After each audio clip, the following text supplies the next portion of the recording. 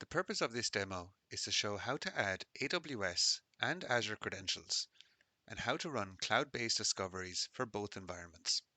We will also look at the devices in the discovered network and how to add them into the monitored network.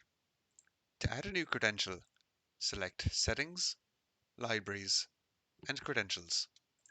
First, we will add a new AWS credential.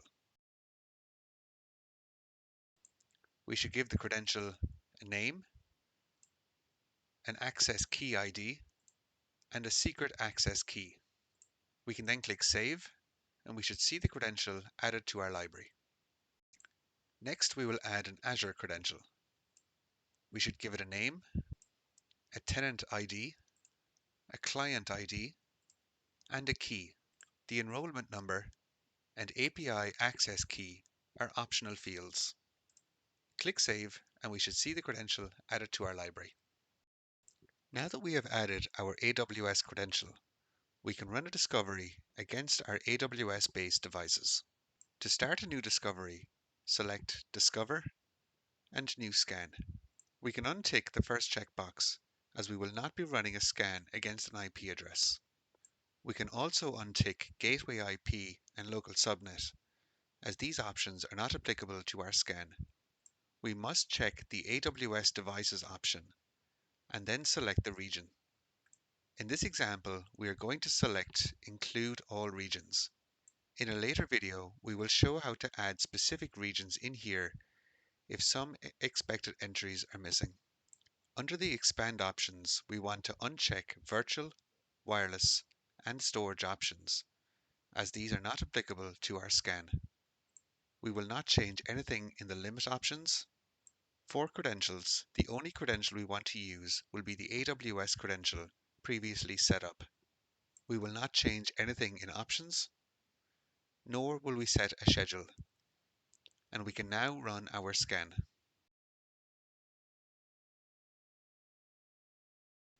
Once the scan is complete, to quickly find all devices that we discovered during the scan, we will filter on the most recent scan. We can see that multiple devices were found during the scan, including the cloud portal. We can see that the AWS credentials were successful for this device, and other information was also found. Similar to the virtual discovery that we looked at in a previous video, it is important that you select all the devices you wish to monitor and select them along with the cloud portal and add them all together into the monitored network. For the purposes of this demo, we will add them into their own group into the monitored network.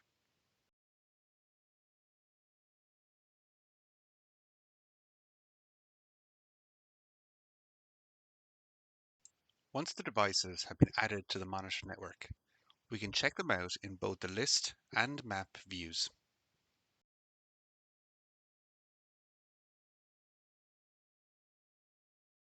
Running a discovery against Azure devices is very similar to how we ran a discovery against AWS.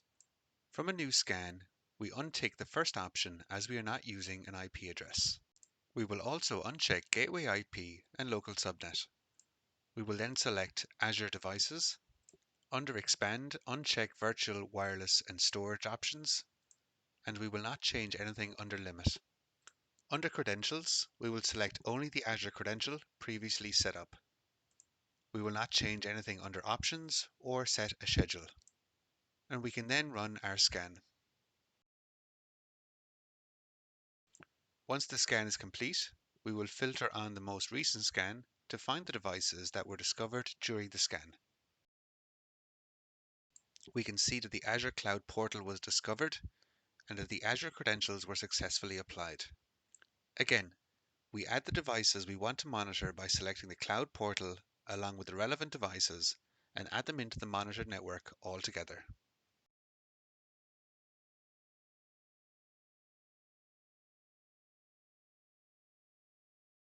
Once we have added the devices into the monitored network, we can view them in the list and map views as seen here.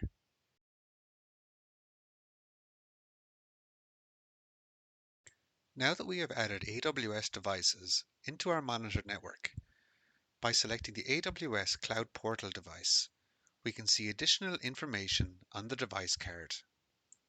Information such as applied performance monitors, in this case AWS total virtual machines inbound traffic.